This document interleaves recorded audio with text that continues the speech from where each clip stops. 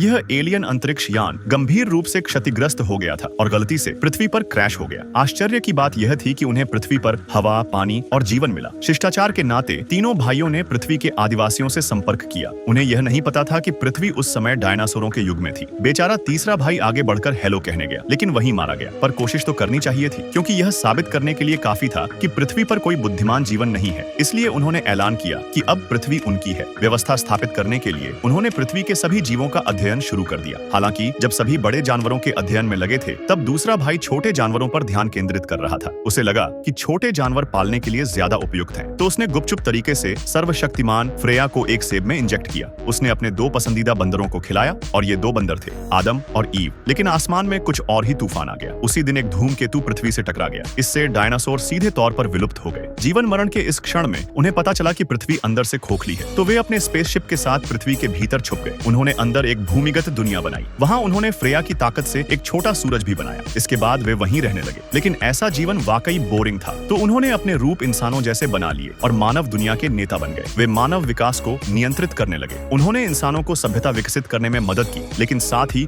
उन्हें एक दूसरे को नष्ट करने के लिए भी भड़काया। इसमें उन्हें मजा आने लगा और हिटलर उस समय का नेता था। लेकिन वे नहीं जानते थे कि इंसान उनकी सोच से कहीं ज्यादा ताकतवर है। द्वितीय विश्व युद्ध में उन्हें पलटकर मात दी गई। इंसानों ने उन्हें हराया। हिटलर को मजबूरन फिर से भूमिगत छिपना पड़ा। उनका डिप्टी चांद पर भाग गया अपने साथियों के साथ। वह चांद का प्रधानमंत्री बन गया। वहां उन्होंने एक बेस बनाया और हथियारों का निर्माण शुरू किया। 60 साल बाद उन्होंने फिर इंसानों को चुनौती दी। उन्होंने धरती पर वापसी की कोशिश की, लेकिन उन्हें नहीं पता था कि इंसान अब काफी आगे बढ़ चुके हैं। इतने वर्षों में मानव तकनीक भी बहुत तेजी से विकसित हो चुकी थी। आखिर में इंसान फिर से एकजुट होकर जीत गए। लेकिन दुख की बात यह थी कि वे युद्ध तो जीत गए, पर पृथ्वी से हार गए। विकिरण प्रदूषण के कारण अब पृथ्वी रहने लायक नहीं रही। अब केवल 3000 लोग बचे थे। उन्हें मजबूरन पृथ्वी छोड़नी पड़ी। वे आखिरी अंतरिक्ष यान से चांद पर भागे और वहां का पुराना सैटेलाइट बेस अब मानव शरण स्थली बन गया। लेकिन स्थिति अब भी ठीक नहीं है। बेस ने केवल 20 साल की शांति दी है। अब उपकरण पुराने हो चुके हैं और सप्लाई खत्म हो रही है। यह ज्यादा दिन नहीं चल सकता। अब एक ही रास्ता बचा है, ब्रह्मांड में जाना और नया ग्रह खोजना।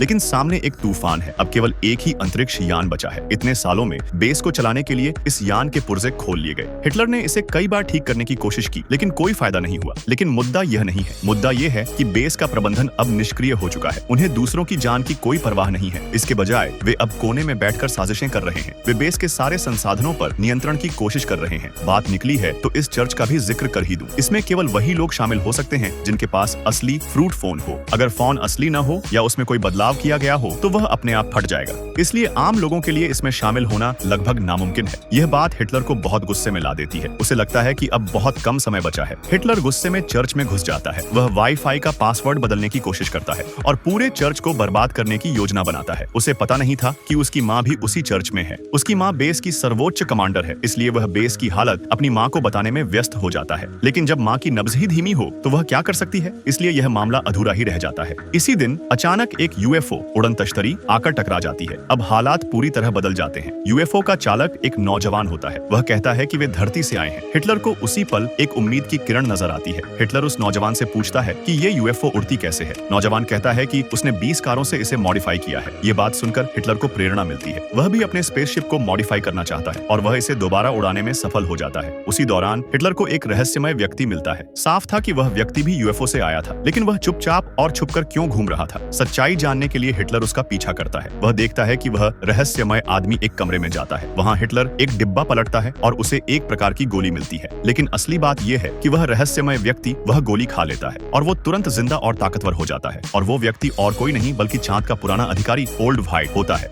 यह देखकर हिटलर चौंक जाता है। वह ओल्ड व्हाइट को मारने ही वाला होता है, लेकिन ओल्ड व्हाइट बूढ़ा और कमजोर होता है। वह यह यातना कैसे सह सकेगा, इसलिए वह हिटलर से रहम की भीख मांगता है। वह कहता है कि वही गोली हिटलर की माँ को बचा सकती है और चूंकि हिटलर ने अभी अभी उस गोली की जादुई ताकत देखी थी, तो उसने बिना समय गंवाए वो गोली अपनी माँ को दे दी। पर उसने जो देखा वह चौंकाने वाला था। उसकी माँ न सिर्फ ठीक हो चुकी थी बल्कि 20 साल जवान भी हो गई थी। यह हैरत अंगेज था। हिटलर अब उस गोली की उत्पत्ति जानना चाहता था। जीवित रहने के लिए ओल्ड व्हाइट को अब सच्चाई बतानी पड़ी। उसने कहा कि वह एक एलियन है और वह गोली फ्रेया है। यह न सिर्फ शक्ति देती है बल्कि अमृता भी। जब हिटलर ने सुना कि यह शक्ति देती है तो वह बहुत ज्यादा उत्साहित हो गया। उसने पूछा कि इसे कहां से हासिल किया जा सकता है, लेकिन ओल्ड व्हाइट के पास वह नहीं थी। उसने न केवल हिटलर को भूमिगत क्षेत्र का नक्शा दिया बल्कि उसे एक उंगली भी दी। यह उंगली उस दरवाजे को खोल सकती है जहां फ्रेया रखी हुई है। हिटलर समझ गया कि ओल्ड व्हाइट का इसमें कोई और उद्देश्य भी है, लेकिन उसके पास कोई और चारा नहीं था। इसलिए उसने यूएफओ यूएफओ चालक को बुलाया और अपने साथ एक मसलमैन को भी लिया। लेकिन हिटलर के नेता हुजिनान ने उसे देख लिया। उसने कहा कि वह भी जाना चाहता है। राज को छुपाने के लिए हिटलर को उसे भी साथ ले जाना पड़ा। बस फिर क्या था, उन्होंने वो यूएफओ उड़ाई जो उड़ने ही वाली थी और एक ही पल में वे पृथ्वी पर आ पहुंचे। लेकिन अब धरती पूरी तरह जमी हुई थी। भूमिगत प्रवेश द्वार कहाँ है? तभी चमत्कार हुआ। बर्फ की परतें अचानक टूट गईं। वे सौभाग्य से उसी में गिर पड़े और यही था वह कथित भूमिगत संसार। एक समूह के नौजवानों ने एक चौंकाने वाला दृश्य देखा। उस नजारे में एक छोटा सा संसार मौजूद था। इतना ही नहीं, उस छोटे संसार में एक स्वतंत्र सूरज भी था। आखिर ये सब क्या है? वे सब सच जानने ही वाले थे, लेकिन वहाँ न कोई नेविगेशन था, न कोई कंपास। केंद्र तक पहुँचना आसान था, लेकिन जल्द ही वे रास्ता भटक गए। हुजनान ने एक फल वाले फोन आईफोन से दिशा खोजने की कोशिश की, लेकिन वहाँ बिल्कुल भी सिग्नल नहीं था। बेबस होकर उस नौजवान ने एक 82 साल पुरानी मशीन ढूंढ निकाली। इसी तरह उसने समस्या का हल किया। उस मशीन में एक कंपास दिशा सूचक यंत्र था। अब बहुत देर हो चुकी थी, उन्हें जल्दी से काम करना था। 8 घंटे बाद वे आखिरकार केंद्र तक पहुंच गए। यहाँ एक प्राचीन पत्थर का शहर था और सूर्य की ऊर्जा इसी पत्थर के शहर के केंद्र से आ रही थी। यह तो छोड़ो, जिस फ्रेया की उन्हें जरूरत थी वह भी वहीं थी, लेकिन वहाँ अंदर जाना आसान नहीं था। वहाँ एलियंस भरे हुए थे। इसी समय एक एलियन दिखाई दिया जो जॉब्स जैसा दिखता था। जॉब्स का कट्टर प्रशंसक होने के नाते हुजनान को एक पल में उम्मीद की किरण नजर आई। वह चाहता था कि जॉब्स ही उन्हें रास्ता दिखाए, लेकिन यह एक त्रासदी बन गई, जैसे भेड़ पानी में कूद गई हो। बाकी तीनों ने यह देखा और डर के मारे तुरंत पेशाब कर दिया। जॉब्स भाग गया, लेकिन जॉब्स के पास कोई रास्ता नहीं था बचने का। वे भी एलियंस में जा घुसे। सब खत्म हो गया था। जॉब्स ने हुजनान और जॉब्स से कहा कि वे पहले चले जाएं। जब वह आया, एलियंस चौंक गए। जॉब्स ने उन्हें जाने दिया और जैसा कि उम्मीद थी, जॉब्स पकड़ा गया। उसके पास उन्हें बचाने का समय नहीं था। उसकी प्राथमिकता थी फ्रेया को पाना, नहीं तो वे सब बर्बाद हो जाते, यहाँ तक कि पूरी मानव जाति भी। तो उन्होंने गुस्से में आकर कदम उठाया। जॉब्स ने क्रैबी पैटीज के एक समूह को गिरा दिया। फिर उसने खुद को क्रैबी पैटीज की तरह भेस में छुपा लिया और पत्थर के शहर के केंद्र में घुस गया। इस बार जॉब्स की उंगली ही चाबी थी। यह दरवाजा फिंगरप्रिंट से खुलता था। उन्होंने अपनी उंगलियां लगाईं और दरवाजा खोलकर अंदर चले गए। जैसा कि जॉब्स ने कहा था, सूर्य की शक्ति फ्रेया से आती है और फ्रेया हॉली ग्रेल पवित्र पात्र में रखी हुई थी। यह बहुत अद्भुत था। वे उसे उठाने ही वाले थे, लेकिन उसी वक्त भेद खुल गया। हुजनान ने जान बचाने के लिए उन्हें धोखा दे दिया। उसने एलियंस से कहा कि चांद पर कुछ जीवित लोग हैं। अगर वे डिक्सिंग वर्ल्ड भूमिगत दुनिया में रुकने को राजी हो जाए तो वह उन्हें चांद तक ले जाएगा। लेकिन उसने ज्यादा सोच लिया था। एलियंस के साथ सौदा करना मौत को बुलाने जैसा था। अगले ही सेकंड एलियंस ने उन्हें खा लिया। बाकी लोग भी डर गए, तो उन्होंने जमीन से एक पिन उठाया ताकि दरवाजा खोल सके। फिर दोनों मुट्ठियों से उन्होंने जॉब्स को धक्का दिया। यही था उनका बच निकलने का तरीका। इसी समय ब्लैक गर्ल ने भी सफलता से हॉली ग्रेल प्राप्त कर लिया, लेकिन स्थिति आशाजनक नहीं थी। हॉली ग्रेल के सहारे के बिना छोटा सूरज गिर गया। जल्दी में उन्होंने डायनासोर टैंक चलाकर भागने की कोशिश की